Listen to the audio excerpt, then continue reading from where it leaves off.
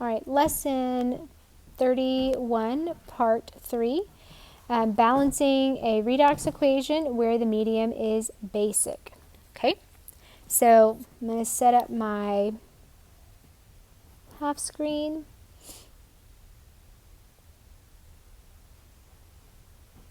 And I always like to give myself plenty of space if I can.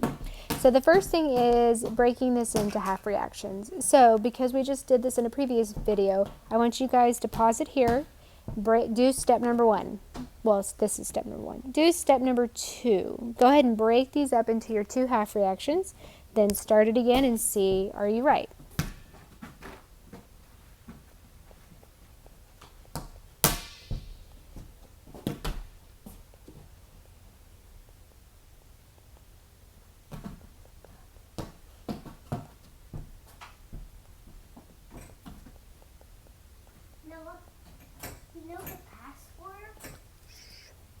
Okay, so bring it back and double check yourself. Is this what you got?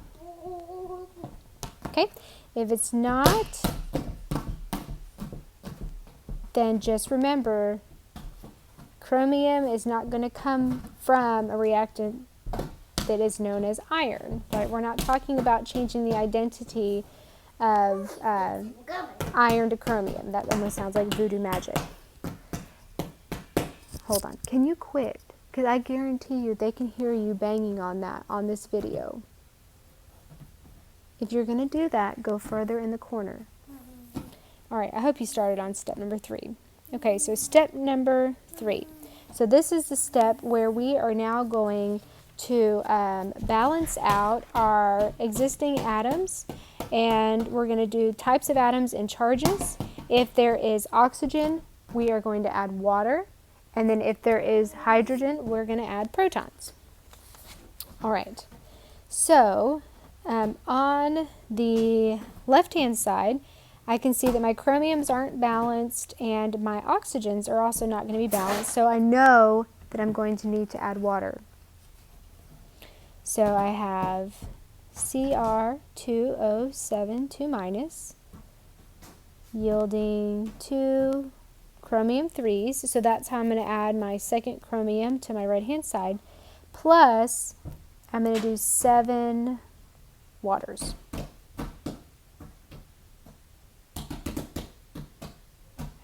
I'm going to need more space.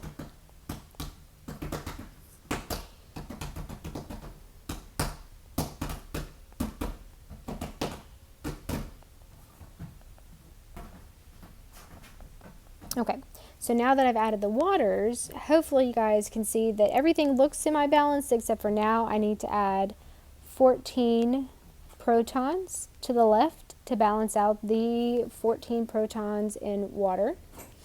Now I need to look at the number of electrons. So I have a 14 plus charge here, plus a 2- charge here, that's going to yield a 6 plus, because I have 2 3+ chromiums plus water, which is neutral. So I have 12 plus on the left and 6 plus on the right. And you can't add protons. The only thing that's being exchanged in a redox reaction are the electrons. And so the only thing I can do is bring down the left-hand side to match the lower 6 plus. And I do that by adding 6 electrons. Okay, so I am going to rewrite this. I usually don't like to do that, but I'm going to rewrite it because I can't write in the margins of the tablet like you might be able to do your paper. Okay. So I added my 6 electrons to the left. Okay, so now I want you to do the same thing on the right hand side. So pause it.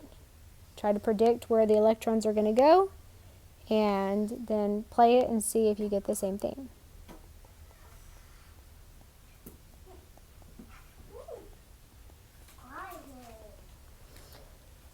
Okay, so hopefully when you came back on, you saw that you were right. The iron 2 plus is going to become iron 3 plus.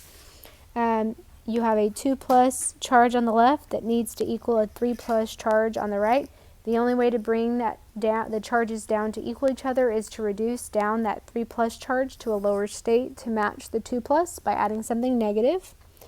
And we do that by adding the electron. Also, the reaction on the left was the reduction. So we could have guessed that this was going to have to be the oxidation equation. Therefore, the electron would have had to go on the right-hand side. Okay, so step 3. Now step 4 is where we're going to adjust the number of electrons, because hopefully at this point everything else is right. But I will tell you, if you make a mistake at any of these other points, you're going to start to see that things will look strange. So that's why these steps are very useful. So hopefully you can see, with 6 electrons on the left and only 1 on the right, the only way to make them equal is to multiply this equation all the way across by 6. I am going to go ahead and rewrite everything back out.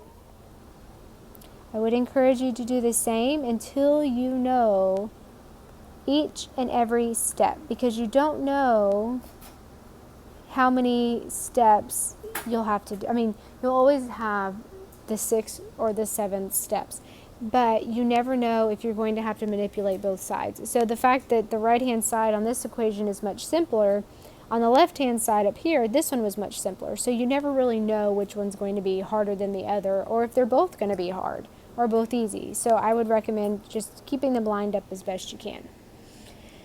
Okay, so number 5 says add them together and balance the final equation by inspection. The electrons on both sides must cancel. So I'm going to go ahead and cancel out my 6 electrons, and I'm looking for anything else that might be in common between them. And I don't see anything else. Everything else on both sides is unique. So I'm going to go ahead and write out the totaled equation.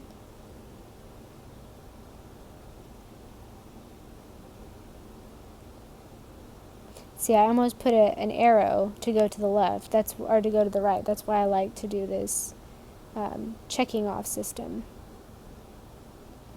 Also, it helps if you read left to right on your paper, and that way you're not tempted to overlook something. Okay? All right, so this is number 5.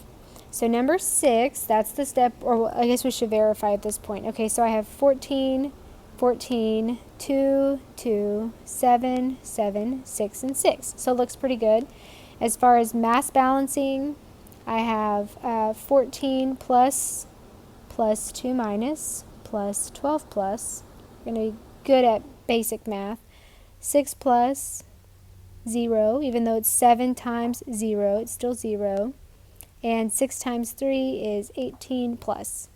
So let's hope those all add up. So this is going to be 24 plus on the right.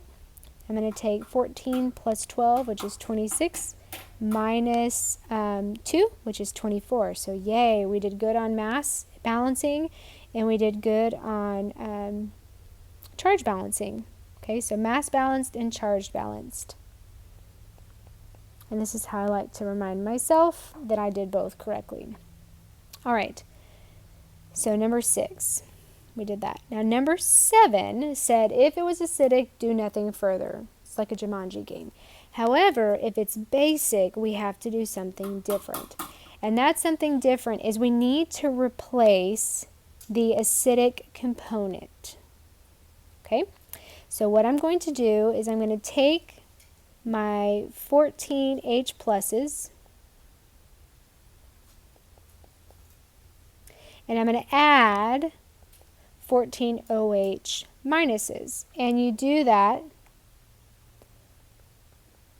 to both hand sides. What you add to the left, you must add to the right. Okay, you cannot add them separately. So in this case, remember it says, or you can add them separately, you just can't add them independently. They have to add to both sides. So now this says where H plus and OH appear on the same side, they'll combine to form water. So my 14 H pluses and my 14 OHs are going to combine to make 14 waters. Plus Chromate, no change.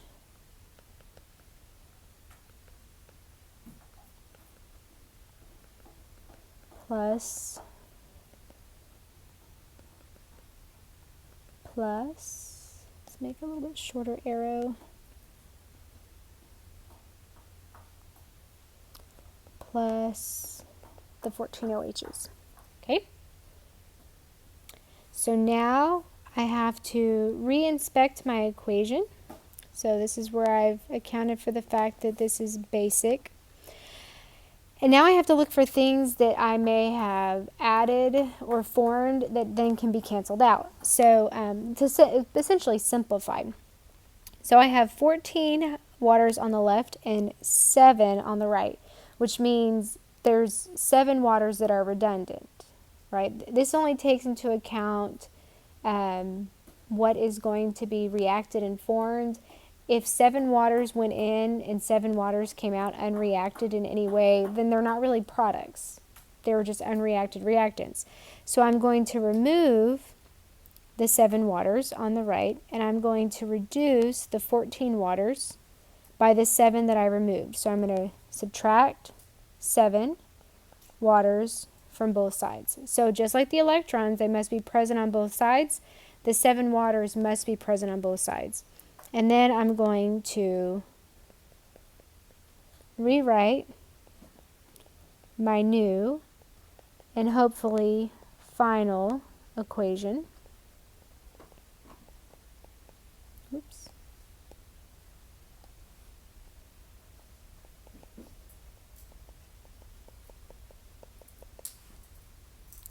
And the true test is going to be to see, is it still mass balanced and is it still charge balanced? And we want to double check that. I have 14 hydrogens on the left, 14 on the right. 7 plus 7, 14 oxygens on the left, 14 on the right. 6 irons, 2 chromiums, 2 chromiums. So mass balanced, yes. Charge balance is 0 plus 2 minus plus 12 plus. Must be equal to 6 plus 18 plus 14 minus. So this is going to come down to 10 plus 6 plus 18 is 24 minus 14 is 10 plus.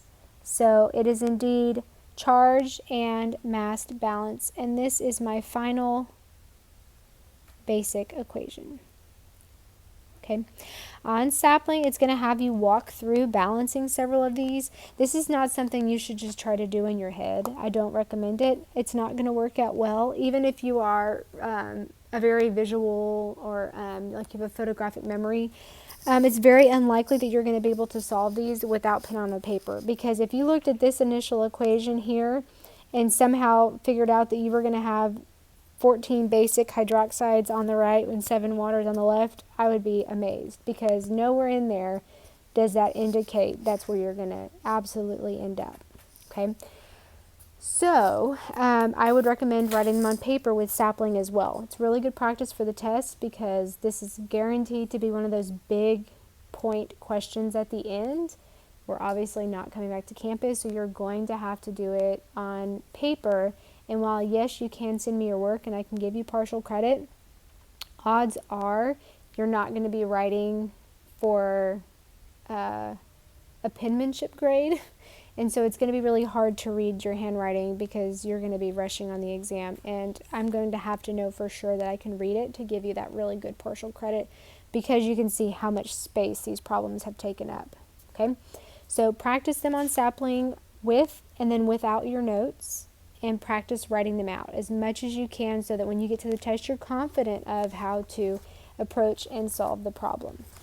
Okay, this ends lesson 31 video, and so all 3 parts, and you will most likely have a quiz question. I'm recording this before Easter, but your quiz on the 17th at the end of this week is most likely going to be solely focused on balancing one of these equations on a quiz.